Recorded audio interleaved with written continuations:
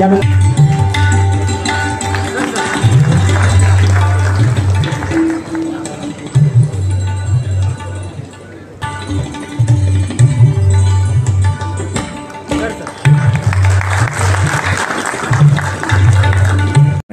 सरांचं स्वागत करावं. दोनदा टाळ्यांनी आपण त्यांचं स्वागत करूया. लागलीच आपण कवी संमेलनाला सुरुवात करणार आहोत.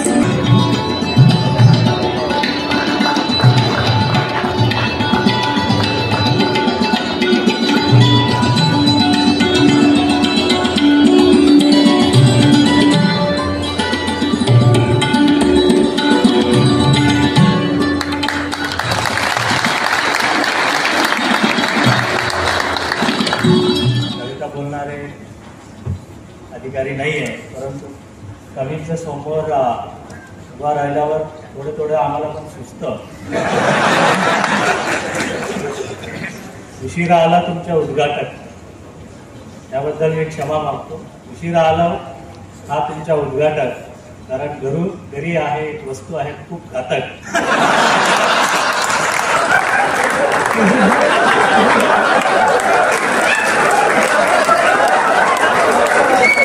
कारण त्याच्याच भीतीने उशिरा आला हा उद्घाटक. क्षमा मागतो. धन्यवाद. हिच्या संघाने जागल्या दर्या खोऱ्यातील शिळा. आज मराठी भाषे दिनाच्या पूर्वसंध्येला अवघ्या 4 वर्षांच्या खंडानंतर आपण काव्यधारा निमंत्रितांचे राज्यस्तरीय कवी संमेलनाला आपण सर्वजण या ठिकाणी उपस्थित आहात. आपणा सर्वांचे हार्दिक स्वागत. हॅथवे MCN हे 20व्या वर्षात पदार्पण करते आहे. 20 मे रोजी हे चॅनल 20 वर्ष पूर्ण करेल आणि मराठवाड्यातील सर्वात मोठे न्यूज चॅनल म्हणून त्याने आतापर्यंत आपल्या कॅमेऱ्याचा रोख शोषितांच्या, वंचितांच्या, कष्टकऱ्यांच्या आणि शेतकऱ्यांच्या प्रश्नावरती सातत्याने रोखलेला आहे. याच मराठी न्यूज चॅनलच्या हॅथवे MCN न्यूज चॅनलच्या संस्थापक माननीय श्री उत्तमसिंग पवार साहेब यांना मी विनंती करतो की आपण स्टेजवरती यावं.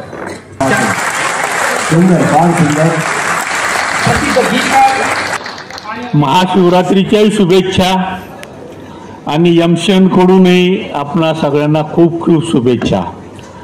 आज महाशिवरात्रीच्या पवित्र दिवशी महाकुंभ संपतोय आणि तुमच्या गीताचा, तुमच्या कवितेचा आनंद आम्हा सगळ्यांना मिळतो. त्याचा मला खरंच चांगलं वाटतं. आत्ताची ते पवारांचंच राज्य आहे, तसं महाराष्ट्रात पवारांविना काही चालत नाही.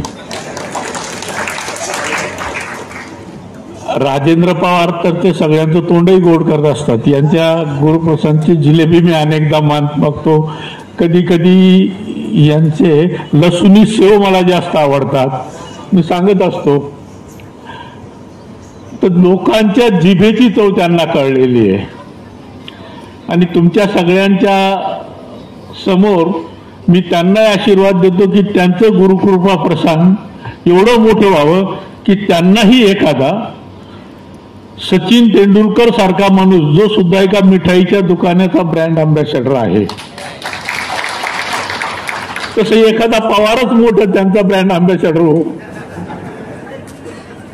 विनायक पवारांनी सांगितलं की मी जालन्याचा आहे. विनायकरांना मी सांगतो की जालन्यात मला 3 निवडणुका लढल्या, लोकसभेच्या 2दा लोकांनी निवडून दिलं. त्याच्यामुळे पवारांचं जालन्यावर प्रेम आहे आणि मी जालन्याच मतदारसंघातला आहे. त्याच्यामुळे मातृभूमी ही आपली एकच आहे. आणि तसंही संभाजीनगर आणि जालना हे 80 पूर्वी एकच होतं. खैर आपण सगळ्या मराठवाड्याच्या मातीत सगळ्या कविवर्यांसमोर आपण बसलेलो आहे आणि आम्हाला लहानपणापासून माहीत आहे, जिथे न पोहोचे रवी तिथे जाई कवी. आता कविता तर कधी आम्हाला जमल्या नाही, नको ते घाणेरडं राजकारण जमत आलं आणि राजकारणांवरच्या होणाऱ्या कवितेचा आस्वाद, कवी संमेलनात होणाऱ्या टीकेचा आस्वाद मी नेहमीच घेत येतो. कारण राजकारणी हा आजच्या जगातला सगळ्यात कॉमिक आणि तिरस्कारित प्राणी आहे. आता त्याला व्यक्ती म्हणावं की प्राणी म्हणावं? आता व्यक्ती म्हणावं असंही वाटत नाही, कारण जिथे व्यक्ती येतं तिथे सुसंस्कार येतात, विचार येतात, आचार येतात. पण राजकारणात तुमच्या आमच्या सगळ्याच मतदारांना आता एक प्रश्न पडला की यात कमी वाईट कोण आहे, आणि ती तुम्हाला निवडावी लागते. आता कवींनी त्यांची कल्पना कवितेत करण्याची जशी गरज आहे तशीच राजकारणात येण्यातही तुमची गरज आहे. चांगली लोकही प्रत्येक क्षेत्रात पाहिजे. सगळ्याच ठिकाणी जर चुकीचे लोक राजकारणात आले तर तुमच्या आमच्या भविष्याचं काय होईल? त्याच्यामुळे कधी कधी हे जे महाकुंभला 65-66 करोड लोक गेले ना, मला तरी नक्की वाटतं त्यातले 80% ह्याच आशेपोटी गेले होते, मा गंगा एवढी शक्ती दे की या देशाला चांगलं नेतृत्व मिळू दे, किंवा नेत्यांना चांगली सुबुद्धी मिळू दे. रोज आपण बातम्या ऐकू, आपणही कविता करतच असाल. भ्रष्टाचार, बलात्कार, टीव्हीवरचे जे आम्ही म्हणतो ना पक्षाचे चमचे आणि चॅनल समोरचे वकील आपली आपली बाजी मांडत असते. ती बाजू मांडताना कवी तिथे मला कोणी दिसत नाही. एखादा कवी गेला तो स्वपक्षावरही टीका करत असतो. तसं ज्यांनी आता विनायक पवारांनी पवारांवर टीका केली मला आवडली की मी जालन्याचा आहे, त्याचा मला आनंदच झाला. पण बारामतीचेही चांगले पवार आहेत हेही मी सांगतो. खेळायला पाठवायचे आणि शारीरिक शिक्षणाच्या तासाला खूप शांततेत ऐका की किती फुलांवर हक्क सांगतात त्यांना जन्म देणारी झाडं, किती फुलांवर हक्क सांगतात त्यांना जन्म देणारी झाडं, आणि वाहता वारा वसूल करतो का दर महिन्याला भाडं? लिटरभर पाण्याचा काय भाव सांगते नदी, लिटरभर पाण्याचा काय भाव सांगते नदी, आणि किती ऍडव्हान्स मागतात ढग पाऊस पाडण्याआधी. सुंदर सुंदर, किती हत्ती दात पडल्यावर, निलेशराव, किती हत्ती दात पडल्यावर आपलाच हस्तिदंत विकतात, किती हत्ती दात पडल्यावर आपलाच हस्तिदंत विकतात, आणि चोचीत मावेल तेवढंच खावं हे पक्षी कुठून शिकतात. प्रकाश दिला म्हणून सूर्य, उगाच कारणा का वाजवा, आवडलं तरच वाटत, नाही तर रोज झाडं कापायचे आणि टाळ्यात ते चारवलेली होती की कापताना बुंदा झाडाचा तो घामाघूम झाला, कापताना बुंदा झाडाचा तो घामाघूम झाला, ये जरा बस सावलीत झाडातून आवाज आला. पुढची ओळ कवितेची, प्रकाश दिला म्हणून सूर्य घरी लाईट बिल धाडतो का, प्रकाश दिला म्हणून सूर्य घरी लाईट बिल धाडतो का, आणि कधी रविवारची सुट्टी घेऊन जगात अंधार पाडतो का. घरामध्ये मला बोलवलं जातं ही खूप मोठी गोष्ट आहे. आणि माझ्या कवितेला, म्हणजे मी मूळची कोकणातली आहे, मी मुंबईत राहते, पण माझ्या कवितेला खूप मोठ्या पातळीवरती घेऊन जाण्यासाठी संभाजीनगरचा खूप मोठा वाटा आहे. त्यामुळे खूप खूप खूप धन्यवाद.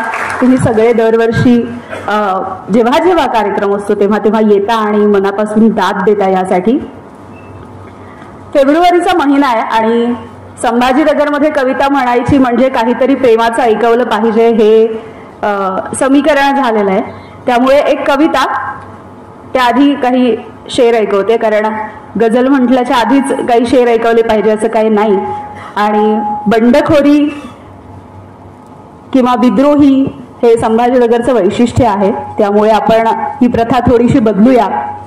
आणि काही शेर असे आहेत की, कुठे काही बिनसले जर मला भेटून जाताना, कुठे काही बिनसले जर मला भेटून जाताना, लगोलग हात माझा धर मला भेटून जाताना. कुठे काही बिनसले जर मला भेटून जाताना, लगोलग हात माझा धर मला भेटून जाताना, आणि कशाला एवढी घाई चुकू दे ट्रेन एखादी, कशाला एवढी घाई चुकू दे ट्रेन एखादी, जरा रेंगाळ ओठावर मला भेटून जाताना, असू दे केवढी घाई चुकू दे ट्रेन एखादी, जरा रेंगाळ ओठावर मला भेटून जाताना, आणि गळ्याशी जीव येतो अन पुन्हा भरतात हे डोळे, गळ्याशी जीव येतो अन पुन्हा भरतात हे डोळे, किती होते तुझी थरथर मला भेटून जाताना, आपुल्या कानात कुजबुजतो तुला फुटला नवा पाझर मला भेटून जाताना, तुला फुटला नवा पाझर मला भेटून जाताना.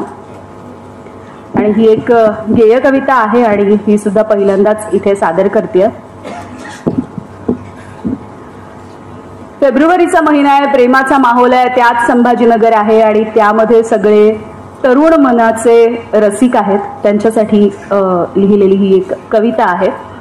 जीव कावरा बावरा त्यात म्हणाडला वारा, तुझ्या टपोर डोळ्यांचा मला लागतो सहारा, तुझ्या टपोर डोळ्यांचा मला लागतो सहारा, तुझ्या टपोर डोळ्यात एक निळ निळ तळ, तुझ्या टपोर डोळ्यात एक निळ निळ तळ, त्यात डुंबता डुंबता झालो सारखा खायाळ, त्यात डुंबता डुंबता झालो सारखा खायाळ, तुझी आभाळाची उंची तुझी सागराची माया, तुझी आभाळाची उंची तुझी सागराची माया,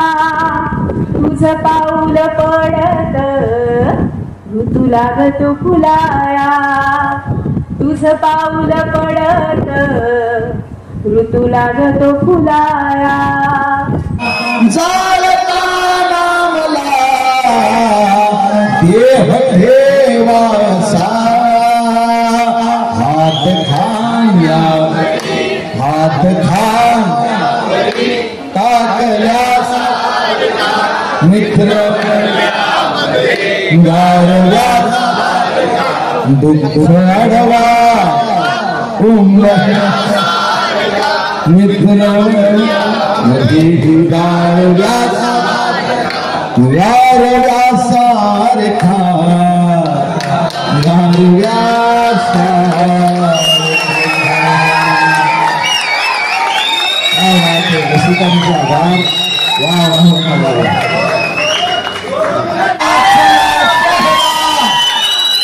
पुस्तके वाचणाऱ्याने उभार सावरणारे तिच्या एका इशाऱ्याने जवाया जिंदगानीची उघडली फाटकी पाने, जवाया जिंदगानीची उघडली फाटकी पाने, मनाला मारला रफू रफू तिच्या एका इशाऱ्याने, तुझ्या गावावरून जवा जवा जाईन मी, जरी भुललीस तू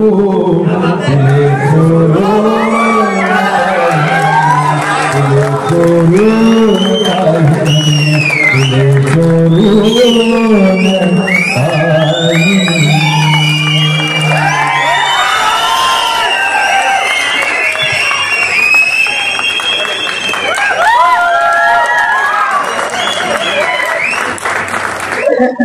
नमस्कार, मी कवि गजलकार अनंत राउत। वैसे तो संभाजी नगर में एक काव्य धारा हमारा जो कवि सम्मेलन है MCN न्यूज की तरफ से हुआ था और इतना अच्छा श्रोता हमने, मैं महाराष्ट्र में इतने कार्यक्रम करता प्रोग्राम करता, लेकिन इतना अच्छा नियोजन और इतने अच्छे श्रोते यहाँ पे मैंने पहली बार देखे हैं।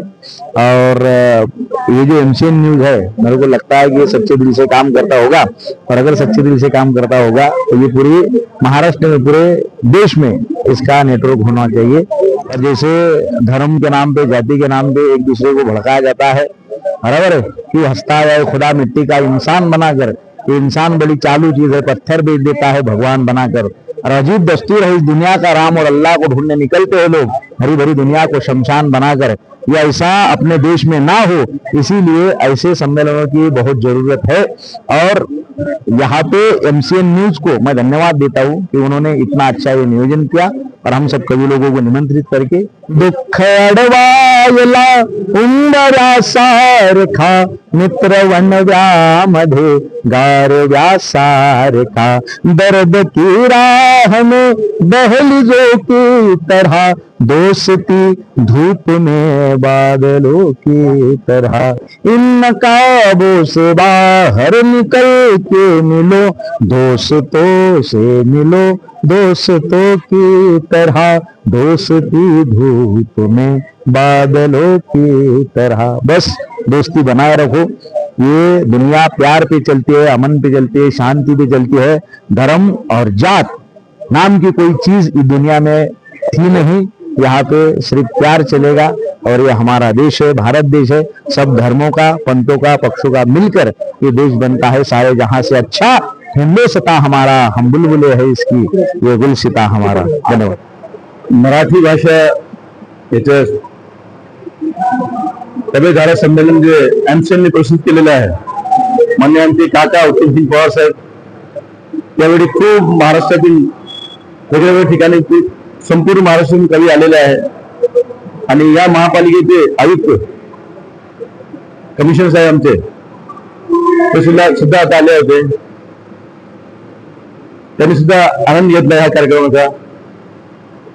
आणि मी हा कवी संमेलन या छत्रपती संभाजीनगर मध्ये अजून मोठ्या प्रमाणात करण्यात यावे या दृष्टिकोनातून या शहराला आणि असे जे आमचे रसिक आहे त्यांना विनंती करतो की या शहरात अजून त्यांनी या संमेलनात सहभाग घ्यावे। आज शिवरात्री आहे, त्याची शुभेच्छा देतो MCNला। त्यांच्या आज 20वा वर्धापन दिन आहे, त्याच्याबद्दल मी त्यांना शुभेच्छा देतो।